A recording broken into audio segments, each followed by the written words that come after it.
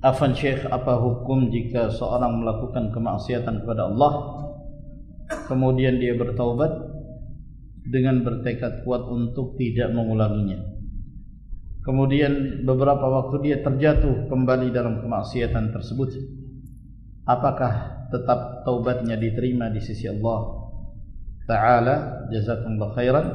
Wa huna yaqulu as-sa'il, samihna syekhna, ما حكم الرجل أو الإنسان الذي يقع في المعصية ثم بعد ذلك يتوب إلى الله سبحانه وتعالى وبعد فترة بعد التوبة يقع في المعصية التي تاب منها، فهل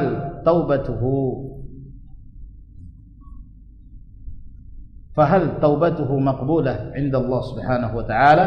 وجزاكم الله خيرا.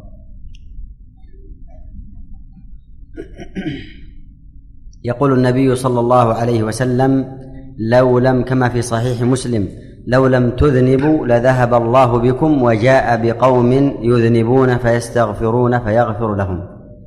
وجاء في الصحيحين من حديث أبي هريرة أن النبي صلى الله عليه وسلم قال: إن عبدا أذنب ذنبا ثم قال: أي رب أذنبت فاغفر لي، فقال الله: أعلم عبدي أن له ربا يغفر الذنب ويأخذ به، غفرت لعبدي. ثم مكث ما شاء الله أن يمكث ثم أذنب ذنبا آخر فقال: أي رب أذنبت فاغفر لي، فقال الله: أعلم عبدي أن له ربا يغفر الذنب ويأخذ به، غفرت لعبدي. ثم مكث ما شاء الله ثم أذنب ذنبا آخر فقال: أي رب أذنبت فاغفر لي، فقال الله: أعلم عبدي أن له ربا يغفر الذنب ويأخذ به، غفرت لعبدي فليعمل ما شاء. وجاء في مسند الإمام أحمد ومستدرك الحاكم من حديث أبي سعيد الخدري رضي الله عنه وصححه الألباني أن النبي صلى الله عليه وسلم قال: قال الله تعالى: إن إبليس قال: وعزتك وجلالك. إبليس يخاطب الله: وعزتك وجلالك يا الله لأغوين عبادك ما دامت أرواحهم في أجسادهم. فقال الله جل وعلا: وعزتي وجلالي لا أزال أغفر لهم ما استغفروني. وجاء في حديث آخر من حديث أبي أنس عند الترمذي وأبي داود وغيرهما وفيه كلام لبعض أهل العلم: كل بني آدم خطاء وخير الخطائين التوابون، فمن ذا الذي ما ساء قط ومن له الحسنى فقط. كلنا نخطئ وكلنا نقع في المعاصي والذنوب لأننا بشر، ومن طبيعة البشر أنهم يقعون في الذنوب، وهكذا خلقهم الله.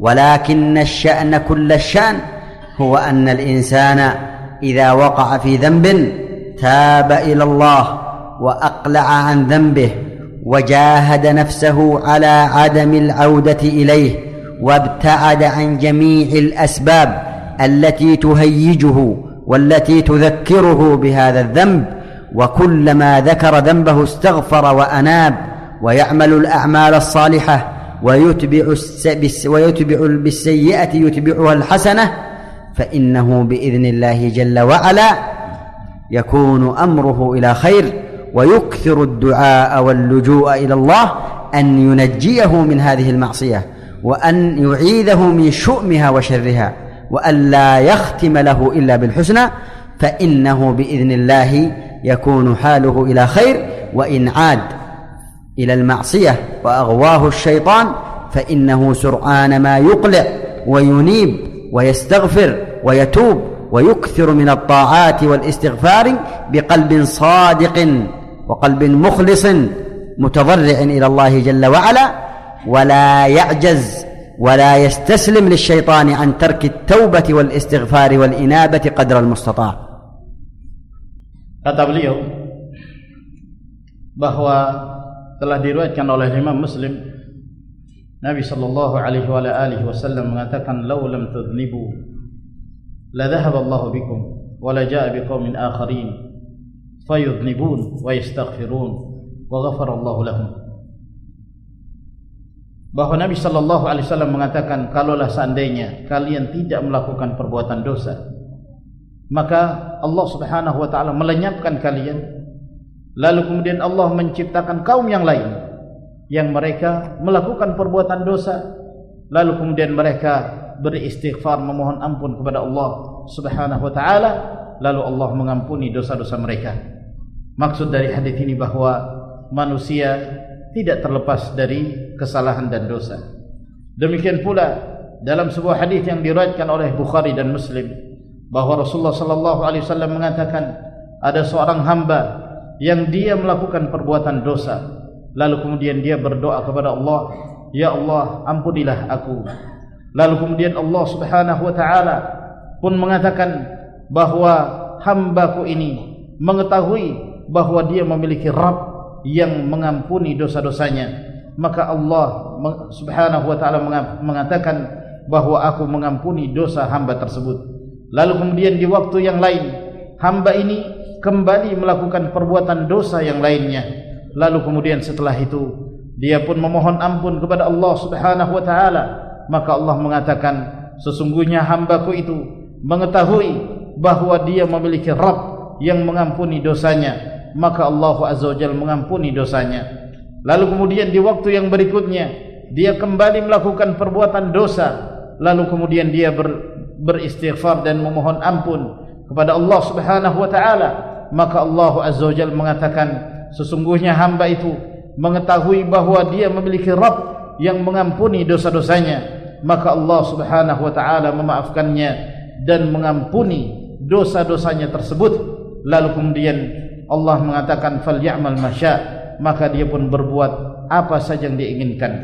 Demikian pula yang diriwayatkan oleh Imam Ahmad dan Al-Hakim dalam kitabnya Al-Mustadrak dari hadis Abu Sa'id Al-Khudri radhiyallahu anhu. Hadis ini disahihkan oleh Al-Albani rahimahullah taala, bahwa Rasulullah sallallahu alaihi wasallam bersabda, sesungguhnya iblis mengatakan, wa izzatika wa jalalika, iblis mengatakan kepada Allah, demi kemuliaanmu dan keagunganmu, aku akan menjadikan hamba-hambamu itu menyimpang selama ruh-ruh menyatu dengan jasad-jasad mereka. Lalu kemudian Allah Subhanahu wa taala mengatakan kepadanya, wa izzati wa jalali la azalu aghfiruhum mastaghfaruni, demi kemuliaan dan keagunganku, aku akan senantiasa mengampuni mereka selama mereka memohon ampun kepadaku.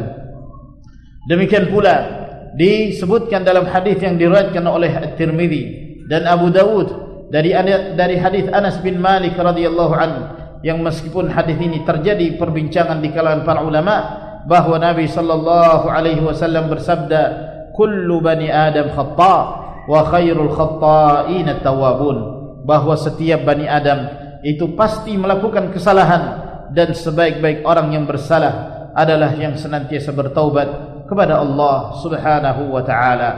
Siapakah yang selamat dari perbuatan kesalahan? Siapakah yang selamat dari perbuatan dosa? Tidak seorang pun yang selamat dari perbuatan dosa tersebut. Maka setiap kita yang namanya manusia, kita pasti melakukan kesalahan, kita pasti terjatuh ke dalam perbuatan dosa. Ini adalah merupakan tabiat seorang manusia yang terjatuh ke dalam kesalahan. Namun yang terpenting di sini bahwa ketika seseorang terjatuh ke dalam perbuatan dosa itu, maka dia segera bertaubat kepada Allah Subhanahu wa taala.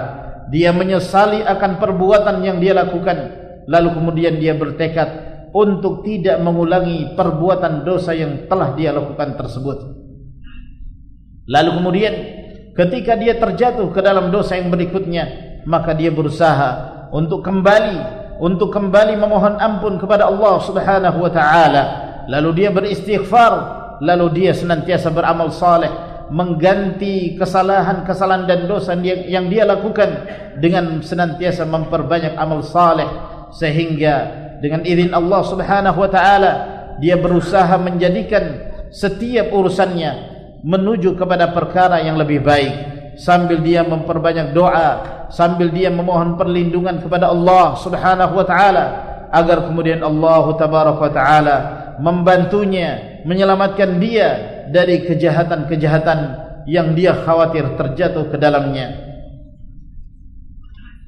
Lalu kemudian ketika berikutnya dia terjatuh ke dalam kesalahan yang berikutnya, maka begitu cepatnya dia segera kembali kepada Allah, dia segera beristighfar kepada Allah Subhanahu wa taala, dan dia memperbanyak amalan ketaatan dengan hati yang jujur, yang penuh dengan keikhlasan, dan jangan dia bermalas-malasan, jangan kemudian dia menyerahkan dirinya kepada syaitan, namun hendaknya dia segera kembali kepada Allah Subhanahu wa taala semampu yang dia lakukan.